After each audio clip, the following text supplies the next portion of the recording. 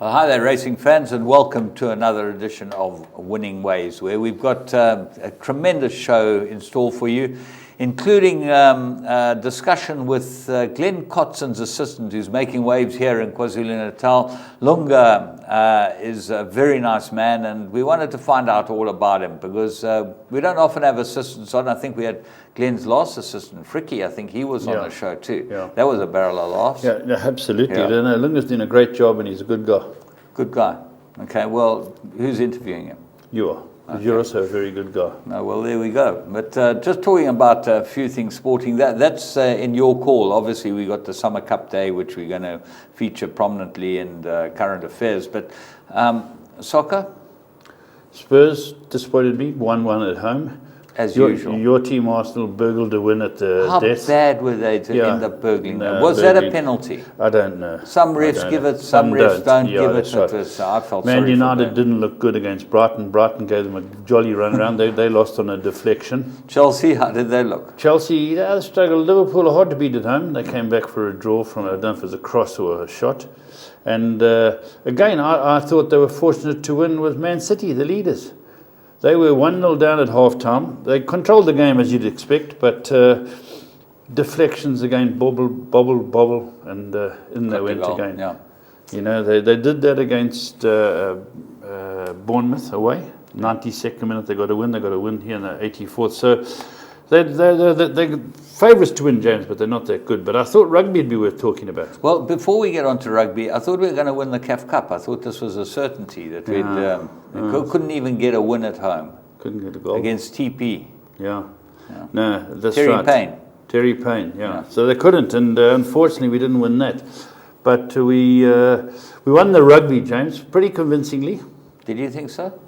I absolutely thought so. Spread was 13.5, and then we only gave them 2 penalties.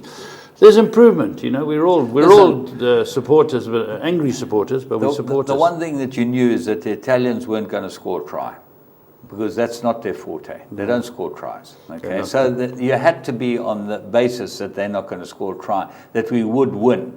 But I thought. What about the Aussies?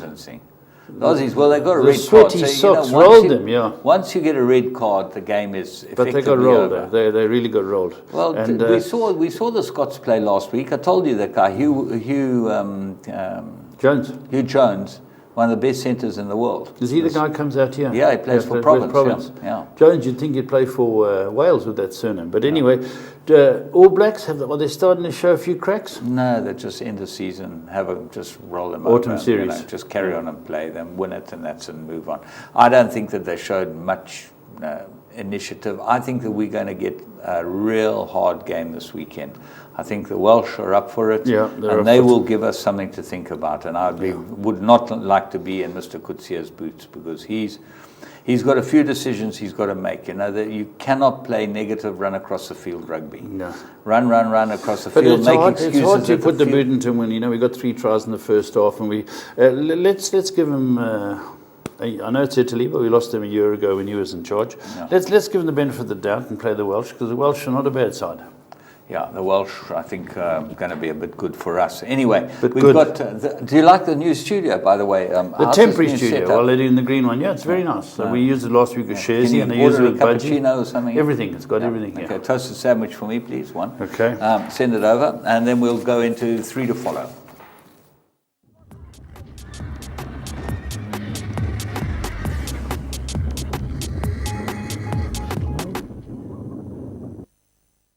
Right, we're going to go to the Val and the Val Tuesday. We picked up one that Erico thought would get away from us. Not a chance. Let's go and have a look at Eleni in the, I don't know what race it was. Eleni was in race 2. No, I think so. Yeah, race 2. Yeah, race 2. Down the straight. Race 3 at the Val. Sorry, race 3 at the Val. Tuesday. Yeah, Tuesday at the Val. Unfortunately, I haven't got the book in front of me because the new studio isn't properly set up. But what can you say? You got the book.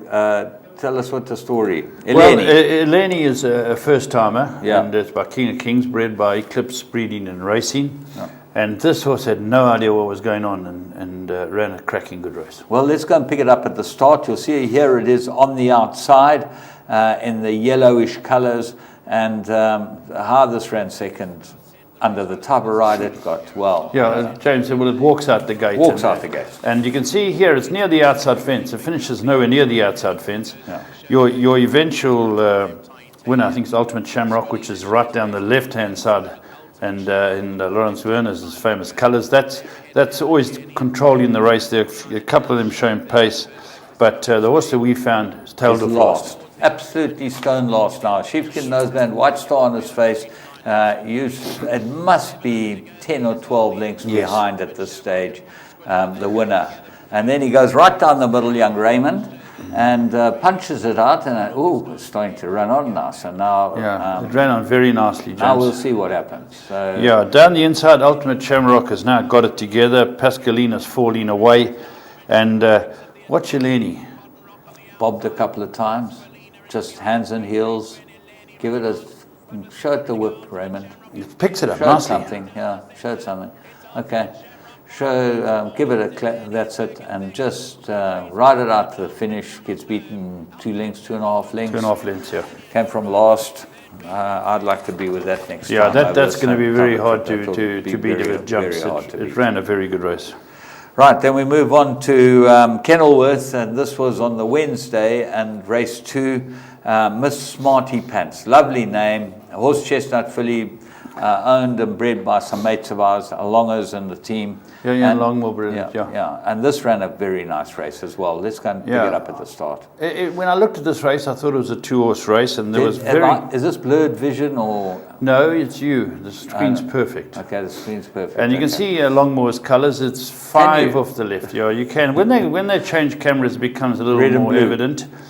Yeah, it drops off the speed. But this was an interesting race, James, because Snathan said that he thought Omega Force would be right there. A lot of people thought Vaz's debut was very good over the shorter trip, and that pulls very hard Vaz and falls out of the race. And Omega Force wins a very good race because it's got to go after Hammy's Fan, who's out in front. But the horse we found, James, has got the white pom-pom on its cap. Yes, and the blue cap. So it's exactly 4 off the left-hand side of your screen, or 3 off the left-hand side of your screen, and it's in behind at the moment. And you'll see that it gets switched out, and gets switched out here.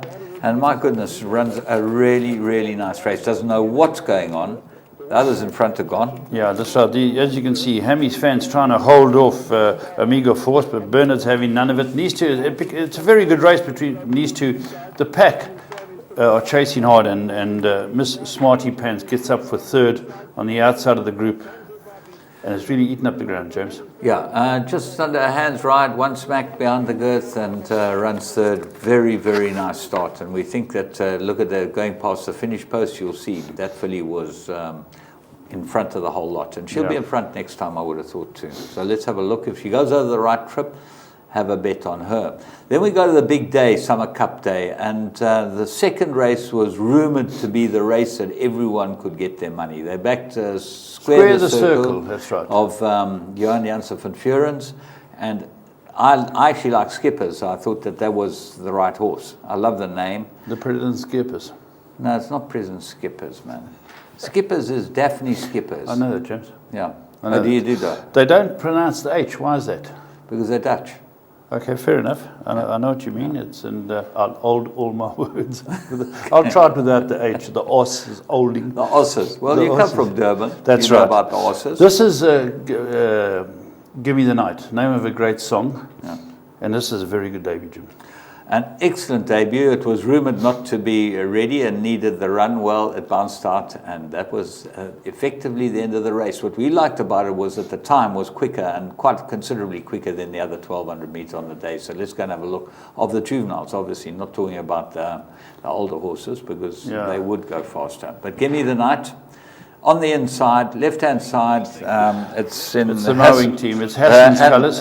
No, it's Samuel's colours. Of course it is. That's it was bred by Hassan, Basil or his nephew or something like that, correct. This shows good speed here. Everyone's watching the outside with the white face of Skippers, and of course the favourite, Square the Circle. They're on the outside.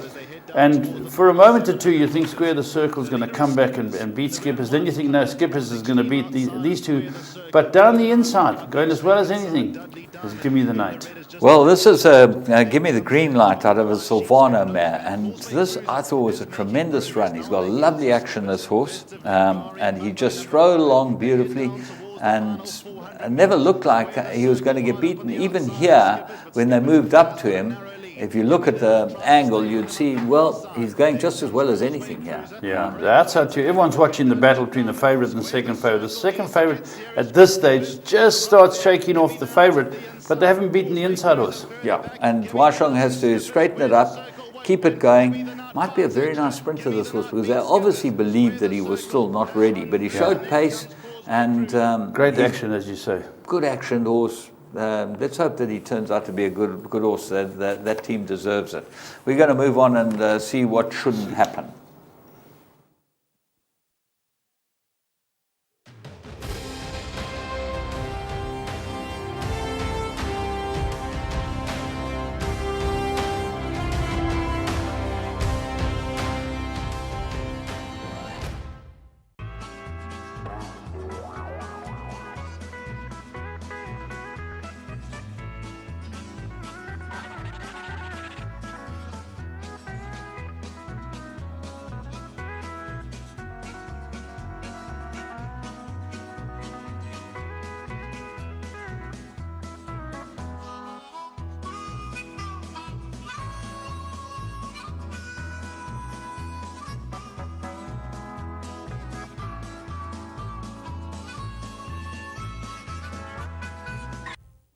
Well, there you go. You want to watch the unabridged version and the little clip that goes with it, you go onto our YouTube, www.goldcircle.co.za.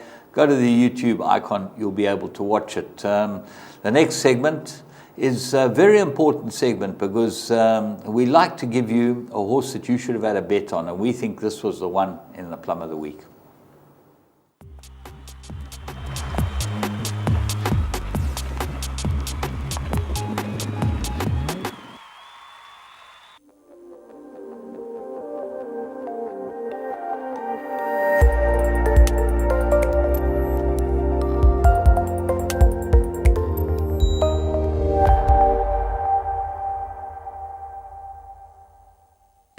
Meters left to go. Eastern Pearl in the middle. Save the Rhino. Royal Honor. Fortissima nearest us. Then comes Elite Shea, followed by a Cool Chardonnay, but it's Fortissima. She's come forward and she's looking for this race back to back. Second place Eastern Pearl. Then comes Save the Rhino, but it's Fortissima and she's done it again. Fortissima wins the Racing Association handicap from Eastern Pearl. Then came Save the Rhino and Elite Shea. Well, you know, Larry Weinstein only ever wins one race a year, the Racing Association handicap. That should have been the first tip. And then Joe Sommer, the humble hero. Our hero. The humble hero. Yeah, he's our hero. You know what I did like? Of course, Joe's always been my hero. What I liked about Joe's a great trainer. When he gets him prepared, people said, a filly carrying 60, only had one prep run. 52.5 last year. Yes. Carried down. And one prep run. And Larry put it up after by saying, early in the week, it couldn't lose. But as the race got closer, Joe was saying, well, I suppose it's got horses to beat, but they were extremely confident and good odds, James. Well, the interesting thing was Joe sat on a panel, and when there's a panel with Joe Sommer on it, I watch it. I don't watch anyone else. No, Joe's very good. You know, but Joe said, empty. This will win. So that was the office, you know. Correct. And the quartet paid something like $4,000. You take bank of 3 fields. Take yourself 100 or 200 rand. You're going to win some cash. That's right. And good bunch of owners. Yeah, well, Larry Weinstein is the head of the Racing Association, and as he said by his own admission, he only ever wins the Racing Association handicap every year. Okay, then you got Mark Curry, and very lucky guy. Mark's been around forever. Mark won the opening race too with Rob Scott for the Lopa de Vega. Lopa de Vega that they bought in Australia when we were there. Yeah. Really nice. Nice they couldn't get any money for it. Just shows you.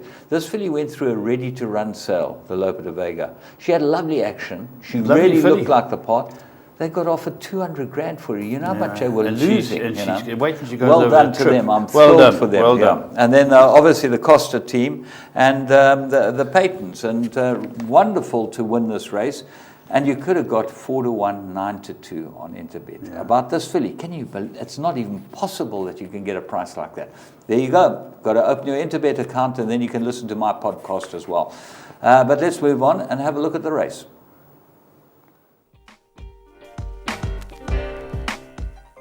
Best race time odds, transparency of betting markets, friendly and super efficient staff, the ability to negotiate odds, a full service tote with no limits, which is very important for exotic players, loyalty program, speedy withdrawal of funds, full odds multiple betting, and excellent in-play markets.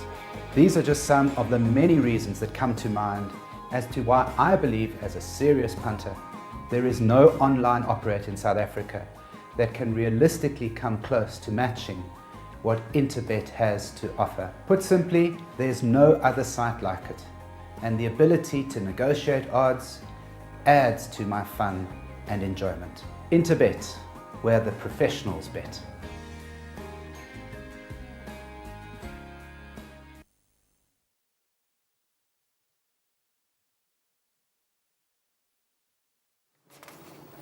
Right, well, let's go in and have a look at what happened to Magic Millions.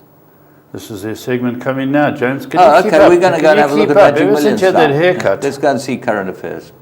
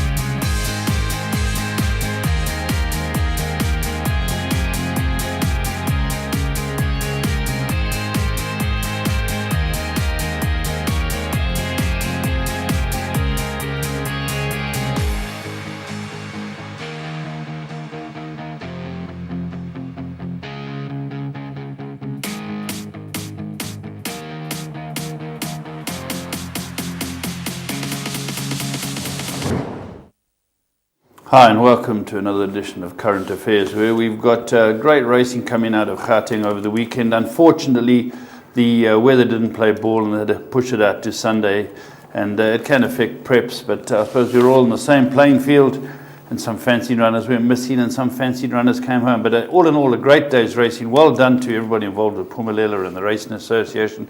I was up there for the Saturday. Unfortunately, I had to watch it on the Sunday, James, but some very good horses stepped out.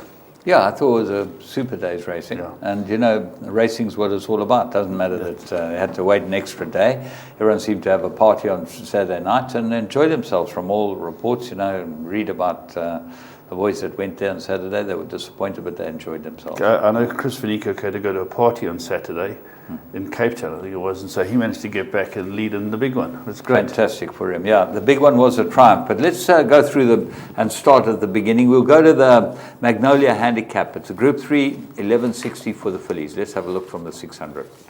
Friendly travelling together. Arissa's in the blue body and the yellow cap. Further back in the field to Kilauea, she feels the stick. Alileo's in the yellow all by herself up the inside. Shivering Sea, Varsity Girl. Then comes Favours Pride and Lady Starlet. Needs to get past them all. It's Wrecking Ball and Spring Wonder, the top weights that squabble up front. Towards the outside, Queen Laurie. Then comes La Bella Mia. Arissa further back. After them to My Friendly. Daring Divas on the outside rail. 200 metres left to go. Spring Wonder's the leader. My Friend Lee delivers a big challenge in the hoop sleeves and cap. Arissa Nearest Us is alive as well. Then comes Queen Laurie, but it's My Friend Lee. Arissa Nearest Us. My Friend Lee with a length and My Friend Lee with a graded win. My Friend Lee has beaten Arissa. What a run from Lady Scarlet from absolutely no effort.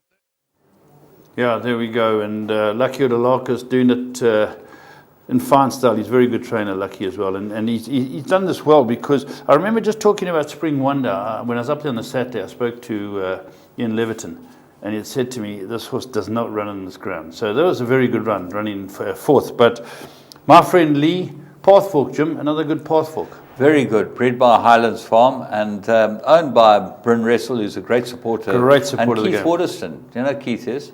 No. which Gary one's he? Waterston's brother. Oh, okay. Well, Gary well done. and Russell's brother. Yes, Keith. So I know them. A very good businessman, Keith. Made a lot of money, loves the game, and great to see him winning a Group 3. Moosey across the Yerney. Yeah, Moosey. He gets in everywhere, young Yeah. Moosey. Well done to him. Yeah. And we're going to move on from there and start with the Fillies Mile, Grade 3. This burst a few bubbles, but I think they'll be back, but certainly turned out to be a good race. The leader, La Bastide, second to last, and Just My Style. The trailer, Homeward Bound in the Hi-Fi Corporation. Fillies Mile with 600 to go. Casual Palace, the leader by nearly 2 lengths from Mardell Sir in second. Folk Dancers moved up into third. Down the inside, Witch of the West, Aurelia Cotton. Here comes San Furman on the outside. 3 lengths to make up. 350 out, Casual Palace the leader, tackled by Folk Dance, Aurelia Cotter between runners, then San Furman. They've got 200 to go, and Folk Dance has got to the frontier. Folk Dance from Casual Palace and Aurelia Cotter, but Folk Dance is going strongly in the Hi-Fi Corporation Fillies Mile. Folk Dance by 3 lengths, Aurelia Cotter, Casual Palace, Royce Rivera, Witch of the West, Mrs. O, Mardell Sir, then only came San Furman, La Bastide. Well, there we go, James. This one a very good race. As you say, I thought that San Furman was going to be a big runner. Cruised up and didn't go on with it. You know, charge forwards. The Aussies will tell you, or speed horses. It's out of a ridiculous choice, Matt, too. You'd think that this is a 6 furlong, 7 furlong maximum filly. You know, I think that's. I was speaking to some of the Australian guys who'd come out, and they said to me, "Oh, charge forward over a mile." I said, "Forget that. We got schnitzels replacing in derbies over 2-4." And that was Mark de Kock, but. Funny things happen here, but don't take anything away from Folk Dance. There was one of 2 Tiger Ridges to win stakes races on the day, and Paul Peter couldn't have his horses any better. Yeah, no, they're in fine form, and this filly looked like the best filly in the race, apart from Sam Furman, who didn't know anything about her, and she won like the best filly in the race. The filly that ran second was the find of the race. You ignore her last start, she'd been running around against some pretty good fillies, and she'd had the best of the draw. The draw was crucial on Saturday. When you look at all the results, horses drawn wide that had raced 2 or 3 wide, no chance. So come back, take a close look at that when you study the form. So well done, of course, to Paul Peter, Yeah. Gav Lorena. Yeah, They got and their the work. Hyperpain Syndicate, they actually had a very good day. They're big Yeah. players, and Yeah. Vorgebos and Marisfontein bred it. Yeah, so that was the start of their big day. Then we Yeah. go to the Betting World World Merchants. Sports Betting Merchants Group 2, 1100. It looked like a 2-horse race. Mike de Cox and the top Yeah. weight, and then Joe Soma obviously fancied his horse as well. But for the rest, I like Donovan Mansour went on TV and he said that he really thought this horse, the Thinker, had a chance. Yeah, he was right. Yeah, and it certainly won. So you must listen to these pundits. These experts know what they're talking Yeah. about. And I think it's the first jockey that's ever tipped to win on TV. Second. Oh, second, yeah. Okay, well, let's go and watch it. Okay. Midfield and only 4 lengths off the leader. Will Pays tracks Nafa, and that's been followed by Amazing Strike. Dan the Ladder's bang in the middle. Bull Valley got most of the field to get past Kangaroo Jack. Then comes Africa Rising. Talk to the Stars also got plenty to get past as they make their way to the final 400. Nafa's in the lead. Ronnie's Boy second. Then comes Captain Aldo. Will Pays. Splendid God and Riverine are trying to get going. Graduation Day. Still 4 lengths adrift. Nafa up the inside. Still in front. Second place is the Thinker. Then comes Splendid God and Riverine. Graduation Day. The Thinker puts his best foot forward. He comes at Nafa. It's the Thinker over Nafa, and the Thinker's carrying too many guns. The Thinker beat Nafa. Amazing Strike ran third. Fourth is close. Talk to the Stars or Captain Aldo. Well, the Thinker had good form. Look at his last run beyond Graduation Day, and Visionaire, Summerhill stud.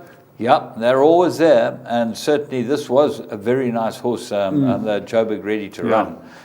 You can see who bought it, Mayfair Speculators, so obviously they spotted it. They spotted it, Jan Janssen van Vuren. Well done to him. Disappointing up to then, and then suddenly Well, that's it just shows you the game. The game turns. Ask Joey Soma. His Yeah. horses weren't firing until later in the day. Yeah, and this horse was drawn 19, ended up in the middle of the course. You could win anywhere on the Yeah. course. Alpha was drawn 1, and this was drawn 19. 19. So it just shows you the course actually raced very, very well. And that certainly was a good race. But then we move on to the Triumph. Triumph for KwaZulu-Natal trainers, because they're much maligned. And I can tell you, Alistair Gordon has been doing this job longer than anyone else in this business in South Africa, and he's been at the pinnacle of his career for many, many years. Lose some horses, lose some owners, don't have the money to spend, and everyone says you're a mug. Well, he showed that he's no mug, because he got a horse from This is a very good horse, James. You know, I did the previews of its last run on the Poly here, and I said you could make a case for this horse to have been unbeaten. He said so many things go wrong for him. And then he didn't fire that day. He ran that third. He wasn't being far, but he went up there on their terms. And what I found great was, I spoke to Alistair this morning, that on there the Natal Trainers WhatsApp they've got, just about every single guy sent him a well done. That's fantastic. I'm not sending him a well done. Are you mad? No, you went to school with him, so you don't have to. You were the headmaster. He was been a problem for me all his life, that boy. I've had to look after him all his life. All his life you've looked after him. Yeah. But Monkshood is a very good horse. And it shows you get given the horses and you'll produce the goods. And absolutely. A guy like Alistair Gordon is a top trainer. You've trained Harry's son up there, taken him up there.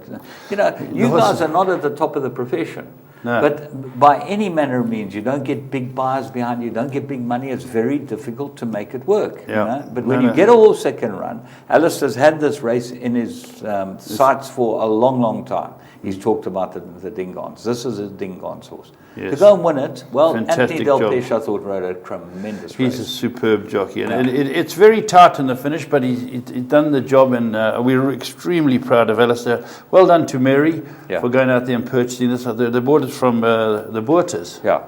And well done to them as well. But let's go have a look at the race. Ferrari. Because again, we said earlier in the day, a couple of horses' bubbles were burst. Some of them, might have been compromised by the changing of day or the conditions of the track. But a few of them went missing. Yeah. In third, and Puget Sound 3 wide into the home straight. Pietro Mascagni in between runners in the black cap. Darkest Hour is next best, and Big Bear directly behind Puget Sound, only 4 lengths adrift. Ideal Secret darts up the inside. Vaquero further back. Monkshood got 4-5 lengths to make up. Flying Free may have a say as well, and Searat is towards the outside. Loyal Lieutenant comes under fire. Ideal Secret like a panther. Monkshood begins to move in. Big Bear tries to match. Further back to Vaquero. Then up the inside, Darkest Tower, it's Ideal Secret and Monkshood. Towards the outside is Searat. He's trying to get into it, but it's Monkshood in front. Searat pins the ears back and is flying. Monkshood, Searat, and the run down to the wire for the Dingons. It's Monkshood. Monkshood beats Searat. Third got close, a whole lot of them involved. Flying Free, Vaquero, then Ideal Secret. Yeah, great plug for Karari as well. He's turning out to be a very good stallion, James. And well done. We did speak about it before the race, but well done again to Alistair and, of course, Mary. And this horse, very good. Yeah, spare a thought for Robbie Sage, ran second and third. He's a very good trainer. Very good trainer. Robbie Sage, top of the tree in my book. Yeah, well, very good trainer. Since he's got Colin Bird and a couple of guys to spend a bit of money, he's showing that he can do it as well. He can do it as well. He's always been able to do it. Always. So it was a race that I thought was filled with merit. I think that Monkshood is a very good horse, and I think that Alice's horse thought he's a good horse. But then the horse that came back from the dead, we go to the Summer Cup, and really this horse has had all types of things that haven't really gone for him. This is a horse that really things haven't gone for him. And very good horse. Had a good, very high opinion. Yeah, Sean going into this meeting hadn't had the best build-up with his results. No. And you start seeing earlier in the day, the big bears aren't coming through, and his Toreador Sprinter hadn't come through, and I started thinking it's going to be tough for him. But this horse has always had ability, James, but as you say, it rose to the occasion here. He certainly wasn't his best first choice. As he said, he would have been happier if Witchcraft had got in the race in him, but I don't think Witchcraft would have won it. So well done to Sean that he got in, and these stables, they want to get as many as possible, but you can't keep them down. The big key is the draw here, and you'll see Danielson was there for nothing. Danielson, he's going through a purple patch, James. Rode very, very well. But let's go and pick them up at the start, and then we'll talk about it. It's the Sansui Summer Cup. They sent on their way to a good beginning. Liege began well. Abashiri's up there. Social Order the far side. Wind Chill. Crowd Pleaser New Predator. Then came Tilbury Fort along the rail. In behind that Girl on the Run, Hermoso Mondo, then Brazuca. Further back to the outside is Let It Rain and Magdalaga. Then came Pagoda. They followed by Master Switch, head up in the air. Coral Fever's behind those. Then comes Master Sabina racing towards the rear end of the field, and French Navy is the trailer. 1,500 metres left to go, and Crowd Pleaser's picked up the running here. It's Crowd Pleaser a length and a half from Let It Rain in second. Girl on the Run is in third. New Predators in fourth. Then comes Abashiri along the rail. That's racing about 4 or 5 lengths off the leader. In behind that is Social Order and New Predator. Liege gives them about 8 lengths start or so. Further back to Orchid Island on the outside are runners with Tilbury Fort and Wind Chill. Further back in the field is Magdalago's got about 10 or 11 to find. Master Switch races further back in the field. Then comes French Navy's got a lot of ground to make up just before they turn at the home stretch with Coral Fever. Master Sabina is racing down towards the rear end of the field now as they're about to turn for home here.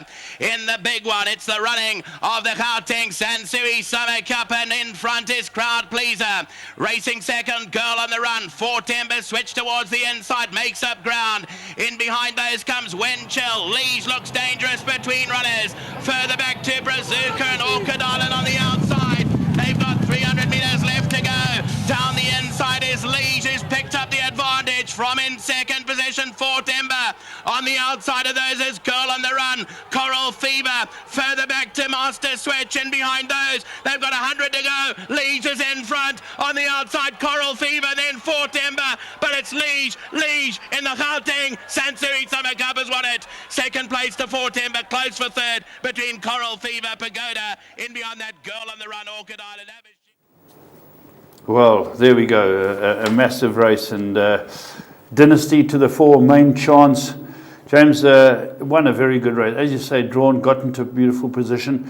If one looks back at the 5-year-old mare, runner-up, fantastic run as well. But the next two, again, Robbie Sage, a wonderful trainer. Look where his horse came from. Yeah. And even in fourth, Pagoda came from a long way back. They ran on very well, those two. Yeah, I think that there was a bit of luck in the race, and I think that Danielson did everything right, put it in the right place. Raymond, they call him Stingray or something. Do they? Yeah, Stingray, that's his name. You didn't give him that nickname? No, I didn't give him a nickname, no. Yeah, he's a bit flat. Yeah, he's a bit of a flatty. A bit of a flatty, yeah, okay. He's not a very good golfer. He thinks he is, but he's not very good. But he's a good rider. A very good rider. He's riding a lot of winners, and well done to Sean Terry. You know, you can't keep a good man down, and what a way to bounce back to your the big top guys, form. Van Niekerk and Justa. Yeah, the big guy. Well done to Marcus and Chris.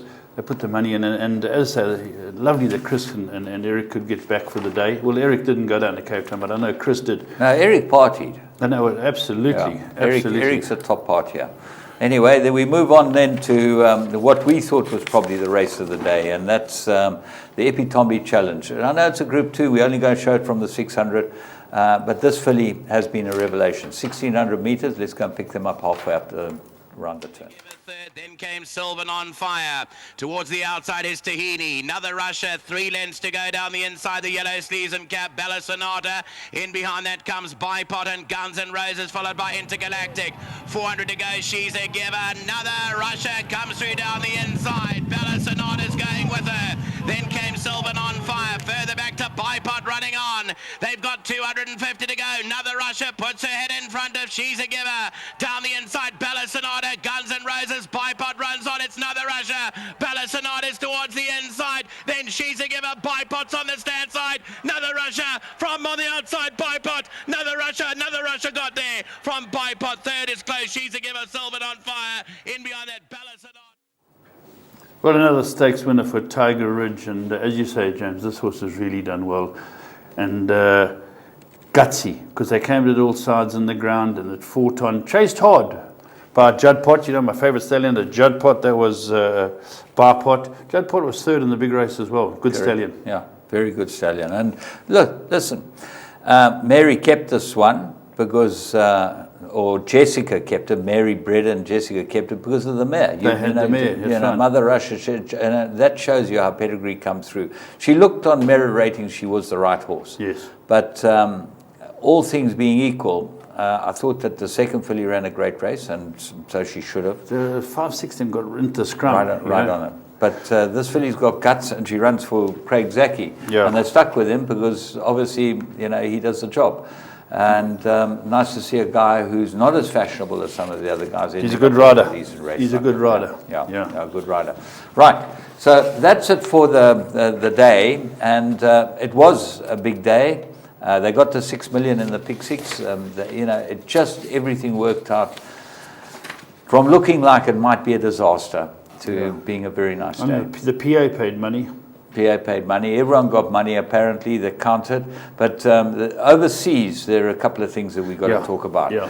Michael Owen's the one that made the big news. Now, as a footballer, he made a lot of money. He invested very well. As a footballer, he was a Liverpool legend who ended up being an English legend who ended up having a few games for Man United at the end of his career. But he's been racing mad for years. Yeah. Him and the guy who founded Betfair have supported Tom Daskin with horses for a good few years now. But suddenly he got this urge that he wanted to ride in a race.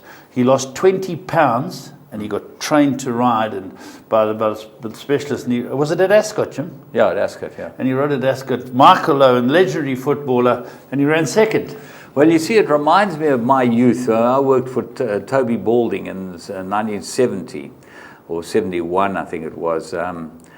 Two guys decided they're going to have a match race. Both of them could ride, but neither of them could ride at all. Were they jockeys? No. The one was Sir Hugh Fraser, who owned Harrods. Okay. Oh, yes, yeah. And the other was Clement Freud. Oh, the journalist. The journalist. So they decided they're going to have a match race. They put up, I think, £1,000, and the winner would give it to charity, but they'd have a match race. And they went 7 furlongs at Newbury, these two. And Clement Freud used to come and ride work every morning with Toby Balding to stay for the week. And Great he was guy, great but guy. it was a great race, and he actually won it. So, He's a relative of Sigmund. yes. Do you know, he used to, when he first started writing, he used to write about culinary, about all eating delights and that. He made a famous quote, James, and the famous quote was that he said, the story about oysters being aphrodisiac is completely overrated, because I had 10 and only 4 worked. So he was a very humorous man, and I didn't know he was a rider, but he used to write about it. They sent around England looking at race courses and writing about them. Well, that's what happened with them in 1971, and it was a barrel of laughs every day. James, do you know he's dead, eh? No. Yes, he died. But, just before he died, he said that Spike Milligan had stolen his epitaph on his tomb, and it is, I told you I was ill. And he said Spike stole his, so he's got on his tombstone, best before. Very funny man, James. Just talking about Magic Millions, because we're going to have the graduate of the week, and we're going to put that up. But shall we put that up first? Let's have a look. I've got it out here in front of me. Tamashi. Tamashi. There we go. It's a filly by Fastnet Rock out of a reduced choice mare. That's a beautiful pedigree. Beautiful pedigree, yeah.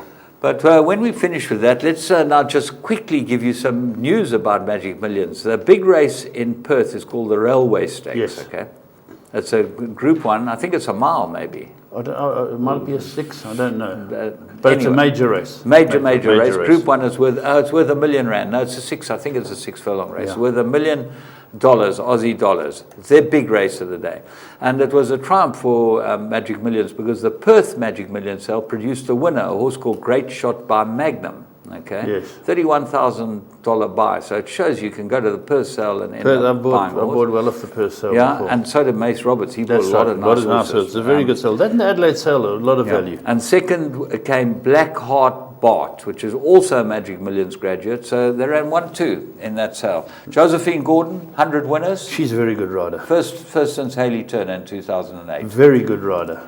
And then finally, the Japan Cup was won by Cheval Grand, Hugh Bowman. He's winning all over the world. Yeah. And this is by Heart's Cry of a Machiavellian Bear. That's it. We're out of time. So we will be talking to Lunga in about 30 seconds' time.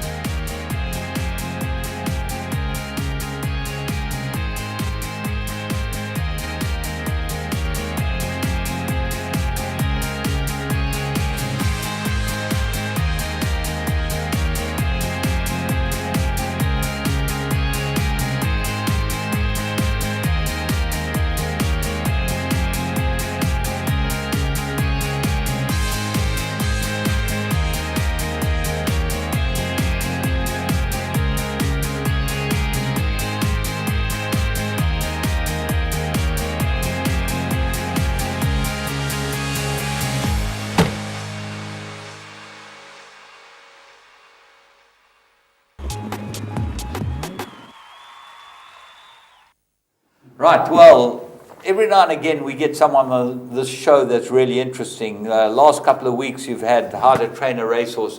Well, people in South Africa have learned how to train racehorses by working hard and starting at the bottom. And the man with me today is none other than one of those people. Lunga Gila is Glenn Cotson's assistant trainer. But Lunga, it's been a long, hard road. Nice to have you here in the studio. Thank you, Mr. James. How did you start this whole thing? Sure. I started as a groom, Mr. James. I was working for the man Arthur Miller, which is passed away now. Arthur Miller? Yeah, in PE. That guy, he won the Gold Cup here. Yes. I was working there, and 3 years later, and then I worked for Mitchell Visser, which is Glenny's cousin. Yeah. That's where, when I get there, and actually, he was looking for the head boy. Yeah. Yeah, so he chose me. He said, look like I can be the right one. So I worked for Mitchell Visser like 10 years. But to become a groom, okay, you obviously were you born in the Eastern Cape? Yes, Eastern Cape. Yeah, and how was your family? Was your father a groom or? No, it was none. My father was a miner those years, yeah. Yeah, I was working on the mines. He was working with? And the mines. In the mines? Yeah. It's amazing. Is my mic all right? You know? Hello, Raymond? Raymond says that my mic's not all right. So you came from a family that was a mining family. Yes. What inspired you to go and be a groom at a racing stable? It's honestly, and I was sure I was still quite very young that age. I think I like 16, 17. And I used to go to my uncle, which was working in PE. So I go there for the holidays, when it's a school holidays, and then I enjoy this, and I was still a small boy that time. I like to. I asked him another day. I said, "Please, man, put me on. I like to feel the horses." And then the horses, race horses, very different with the horses we normally know at home, Yeah. And from there, that's where I start to. So who was he working for? He was working for Arthur Miller. For Arthur Miller as well. Yeah. So that's But how you got your break with Arthur Miller. Yeah. And how was Arthur Miller? He was a character. No, he was all right. Arthur Miller was all right, but was all right. And what did your father say? Your parents must have said, "What are you doing going into this business?" Yeah, because it was okay, because just follow what I like, my father was got that understanding, you check. Yeah, so I really like the horses, and then I said, it's okay, maybe one day it could be a jockey, I'll catch a jackpot, that's what you're saying, yeah. Was he a gambler, your father? Yeah, they not all the time. They used to talk about the horses, used to play the horses and Newmarket, all those things there, And so you did some schooling. What up was school? Did you not decide the university? You could have gone to Fort Hare. You can imagine you could have been the president of this country. Can you believe it? Yes, you never know. And I break up early at school, it's one of the matters of the family, because my father I was still early of age, like I say, when he passed away, you check. So I couldn't carry on after that, And we got only my mother and my brothers, was no one really working at home, you check. Yeah. So Arthur Miller gave you a break. You had to start at the bottom. You had to learn to pick up droppings. Yes, exactly. Yeah. Exactly. That's why when you talk about horse, to me, you can't go wrong. Trust me. Trust me. We used to, those days we got was a good grooms. He'll come and tell you the horse didn't eat well. He'll come and tell you the horse didn't drink water. He'll come and tell you this horse is not looking well. So I learned to those people since I pick up this really from the bottom to up where I am now today. Well, it's an amazing rise of fame when you think of it. So Miller packed it in, didn't he? Arthur gave up training, didn't he? And Arthur Miller passed away, I think it was 2003, if I'm right, 2003, with a heart attack. Yeah. And then Mitchell was training, so he took you over. Yes. And you ended up becoming his boss man. Yes, and when I was working for Mitchell, I was really a right guy because Mitch was not really using the jockeys, was really need somebody you can trust, you know what I mean? Honestly, Mitch was not really trust the jockeys. Yeah, and working together with Mitch until I think when, like I said, 9 years, and comes Glenn Coetzee, which was 2013, I think. Glenn is looking for the assistant in PE. And he said, Mitch said to Glenn, just take this up. Glenn, couldn't believe it. He said, no. I said, Mitch, tell him, try this guy. I'm doing nothing without this guy here. Try him. So Mitch also, he was a very, very good man to do that for me. And look where I am now today. And I send a big thank you to Mitch because, like I say, Glenn Coetzee didn't know about me, you know. Yeah, and Glenn, that is Mitch's cousin. So, yeah. Listen, you speak very well, you know, and for a man who really didn't get the university training and whatever, you speak very well. And we're going to watch your interview from yesterday, because you had a winner yesterday, and it was a nice winner, and you're keeping rolling. There are lots of winners coming from the yard. Let's pick up Lunga having a chat to Paul Lafferty yesterday at the races. Terrific run. Daryl Daniels picked up the ride for the Glen Costin stable, and with Lunga. And this horse has really turned it on. It's only its second start on the poly, but this was a good run. Yes, this is a very, very nice filly. I did speak to Glenn. I said, this filly, she's working very, very well. I'm a little bit worried she's a filly against the boys, you know. Yeah. If it was a filly against the fillies, I'll be very bullish. But I did tell Glenn, even to the owner, tell him the horse has got a very, very big chance here. Yeah, just having a look at, I see the owners, and we got Brian Muller, Belstead and Winter. They all going to be very happy with you. Yes, there's quite few owners for this horse. I'd like to say good luck to all of the connection for this horse, to Glenn Coetzee in Cape Town, to Kathy, to the team at home, you know, to Daryl Daniels. Yeah. You know, Mr. Love, I don't expect to win a race all the time. Just I like when I jockey do what I tell him, and then I can explain to the owner why he's also run a bad race. We all be down that road. Look, have you got a runner in the last? No, that's the last one. Well done. Thank you, Minian. Lovely. Thanks. Here we go. Well done, Daryl. Quickened up nicely. Yeah, look, before the race, I rode her last season in a feature, and she was obviously not matured or anything like she is today. She's a much better filly.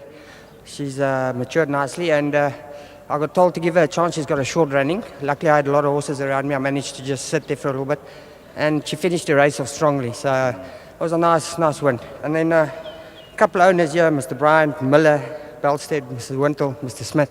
I wasn't going to remember them all, but good luck, guys. And thanks to Glenn and Kathy and them on the farm. And a nice one for Woodville Racing. You got a run in the last? No. I did my 3 now, and I'm done out of here. So, well done. thank you, Ms. Leff. Well done, Daryl. Nice to see young Daryl bring home the winners. Well done to Glenn and Kathy and all their owners, Wintle, Belstead, Muller, and someone else. I'm quite good at remembering, rehearsing here. But well done to the breeders too. Kerry Jack. Kerry Jack's been involved with horses for years. Well done to her. She bred this horse, Bakahol, and has come through and won well. Well, there you go. You speak beautifully, and you remember all the owners' names. Do you practice? Because I have to practice to do this stuff on television. Yeah, you know, Mr. James, you know, when you always talking about, you talk as like I'm talking to you, I'll keep that in my mind, you know, this owners for this horse, this owners for this horse, you know, and with this person call me now, all those things, you know. And do you talk to the owners, or do you just talk to Glenn as to what's going on? No, what Glenn do, he take, every time we got a horse, even there's a new owner, is an older owner, long time we had there, you give him my number and then we chat. You know, so longer from now, I've got the horse there by you, and then we can chat. You let me know what is going on there. I said, no problem. And how do you find it chatting to owners? Don't you find it difficult? No, that's okay. It's all right. It's all right, not a problem. Right. I find it incredibly difficult. No. They're always asking me questions I can't answer. No, that's all right. It happens sometimes. But, you know, when you don't have an answer, just keep it for yourself, you know. That's what I do, you know. Just as a matter of interest, do you have an answer for me? Why do you wear a Kaiser Chiefs shirt? Are you a supporter? Yeah, that's my team, Kaiser Chiefs. I'm a big supporter of You must be Kaiser Chiefs. very disappointed this year. Yeah, you know what it's like. You try to get happy, and then these guys disappoint you again. What can you do? When you love something, you really love it. You can't just leave it because it's not doing well right now. Yeah. And well, I'm an Arsenal supporter. I'm the same, you see. So I know exactly what it feels like. English soccer, do you watch? No, I did. I watch soccer every time, especially when you come here. Yeah. I'm there. I watch. Go to the Go down to stadium. Moses Mabhida Yes, Moses and see Mabhida. what's going on. Yeah. When it was at Saturday, I was there. Yeah? Yeah. All those things was happening in front of me. So what can you do? Then some of the people they ride a boat and Steve Compella must go. You know, sometimes when I look the game and the performance is there, the guys keep trying to score the goals. You know, I don't think that's a coach's problem. You know. From my look, from my experience, as I know the soccer, and I really love the soccer, especially with this team, you know. Yeah. So, you know, I don't think that Steve Compella is Yeah, he does his best, Steve He Compella. does his, exactly. That's the strikers need to go and practice a bit harder. Especially to us, when somebody like me, you go watch a soccer, you're the trainer, you're training the racehorses. You know, as soon as you finish training the horse come to the races. This is not out of your hands. You check. That's what happened to Steve Compella. Yeah. But now when you're sitting there to the fans, you know, with the people doesn't really know about this, you know. Especially, I'm looking, another guy's got a big board next to me, is writing there, Steve Compella must go. I said, oh my God, you know, because that man, he really does his job. It's the same when someone sits at the races because your horse got beaten, says, Logan must go. And they shout at you. Do the fans shout at you? Do they give you a hard time when the horses win or lose? Not really. Not really. They're good losers. Yeah, because what a problem. You can see me, most of people shake my hands, hi Lunga, how are you? I don't know those guys, but those guys know me. You know, and I really appreciate that. You know, these guys show me, these guys love me, all those things, you know. I don't have to act like, you know, But they fans, and racing revolves around fans. We need people to talk to us, and I'm happy to talk to people. And you're very personable, and that's why we put you on our show, because you know you like to talk. Yes, I love that. Yeah. And you do a good job. You know what interests me is that with the experience that you've had. Yes. You've done fantastically well with Glenn's horses here in Durban. You know, they come out, they look well. I think that you obviously got a finger on what's going on. Come to that, Mr. James, you can't believe, you know, sometimes, you know, the middle of the race, let's say like 800 meters to go 16. If I saw the mistake there, I don't shout at jockey because I already saw. All I need, you must come and tell me what happened. I can give you my own other report, that's all, because I already saw. So I don't get upset for no reason. When I'm upset, sometimes I'm really, you know. Why do you get upset? It happens. You know, because this guy didn't do what you tell him. You have to show him. What can you do? You're not going to smile when I do something wrong. What you do? You just show me, and then I must go back whatever we are supposed to do. Simple. And how about your workers? Do they not upset you sometimes? No, that's my workers like this. Yeah, you got them all organized. If I can tell you this, you can't believe. I think I got best grooms in Somerford. Yeah? I'm telling you. Well, you see, I'll tell you why. One of the big things is communication.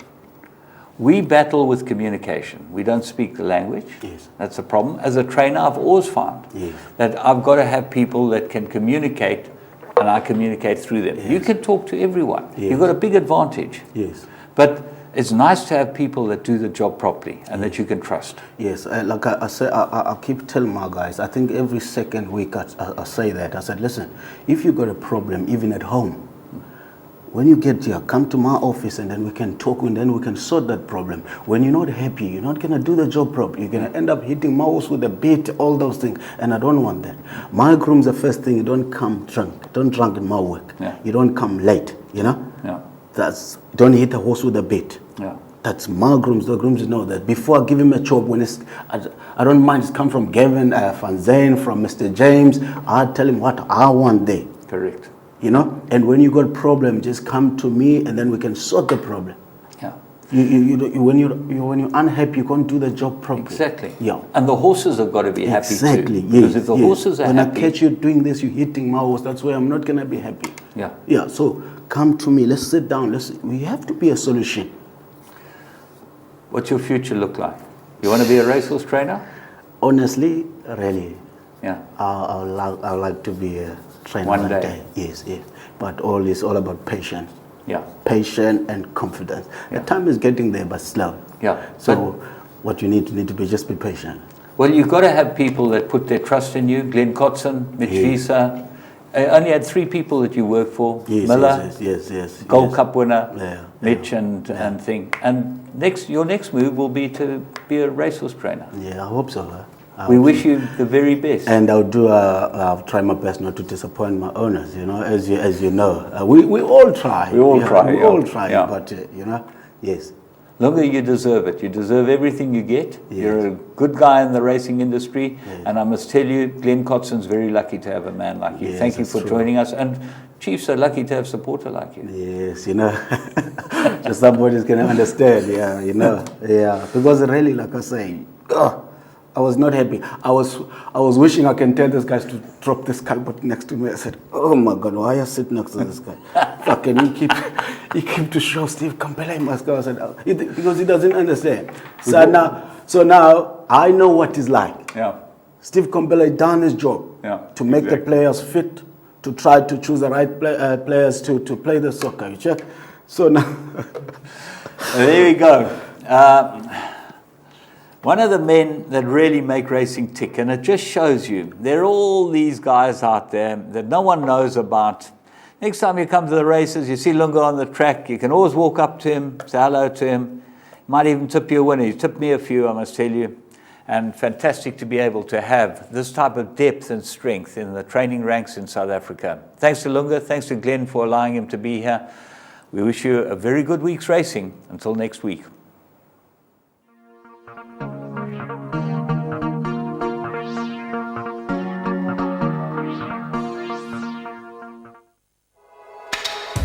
Your World of Winners is now online at www.teletrack.com. Simply subscribe to log into your account from any mobile device in South Africa and access a wide variety of content from our membership package options. Listen in via a live audio stream, catch live racing locally and internationally, or view a wide variety of Teletrack magazine shows to stay informed and updated on the go at any time. It's never been easier. Go to teletrack.com now.